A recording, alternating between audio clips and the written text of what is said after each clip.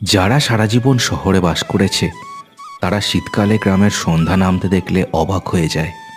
শীতের সন্ধ্যা পল্লীগ্রামের এমন এক রূপকে তুলে আনে যার সামনে বিশাল বিশাল ঝাঁ চকচকে রেস্তোরাঁর আলোর ঝলকানিও ফিকে মনে হয়। মেঠো রাস্তার ওপর দাঁড়িয়ে মাঠের ওপর ডুবন্ত সূর্যের আর কুয়াশার এই খেলায় মন দিয়ে দেখছিল সুকুমার। সাইকেল চালিয়ে যেতে যেতে কখন যে এই দিকে তাকিয়ে থমকে গেছে নিজেই জানে না। এমন সময় একটা লোক হন্তদন্ত হয়ে রাস্তা ধরে এগিয়ে এলো। মনে হলো তাকেই খুঁজছে। এই যে ডাক্তারবাবু, ওহ, এই আপনাকেই খুঁজতে আপনার চেম্বারে গেছিলাম। ওই কম্পাউন্ডার ছেলেটা বলল আপনি বটতলার দিকে গেছেন, তাই আমিও সেই দিকেই যাচ্ছিলুম আর কি। ও, তা কি ব্যাপার? কোনো দরকার নাকি রুগী দেখতে যেতে হবে? কোনটা? এগে ঠিকই ধরেছেন। আপনাকে ব্যাপারখানা খুলেই বলি, আমার নাম বাসব ঘরামি। আমার বাড়ি হলো গিয়ে নীলপুর, এই গ্রামেরই পাশের গা। আমার জ্যাঠার খুব হাপে টান উঠছে সকাল দিয়ে, তার জন্যই আপনার কাছে আসছিলুম। সন্ধে হওয়ার আগে যাতে আপনাকে সাথে করে নিয়ে যেতে পারি। সুকুমার এই নবীনতলাতেই নতুন, তার ওপর আবার পাশের গাঁ নীলপুর। কি করবে ভাবতে লাগলো। একেই এই গাঁগঞ্জে সামান্য রাত হলেই ঠান্ডায় কাঁপুনি লাগে।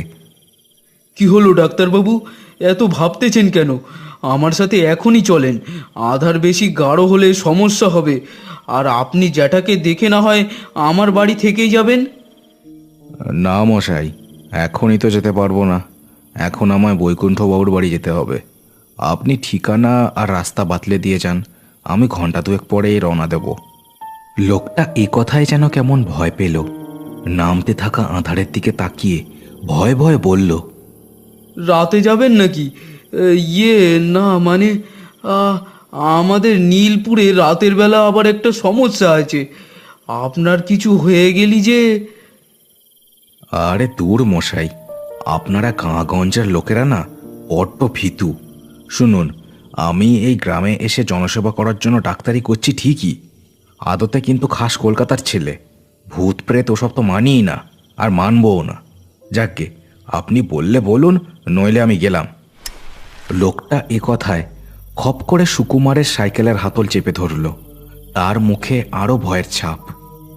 আচ্ছা আচ্ছা, শুনুন, এখান থেকে সোজা গেলে খালের সাঁকো পাবেন। সেটা দিয়ে ডান দিকে ঘাসের জমি পেরোলে পিচের রাস্তা, ওইখানেই খাল পাড়ে আমার বাড়ি। তবে একটা কথা, রাস্তায় কোথাও দাঁড়াবেন না, একবারে সোজা না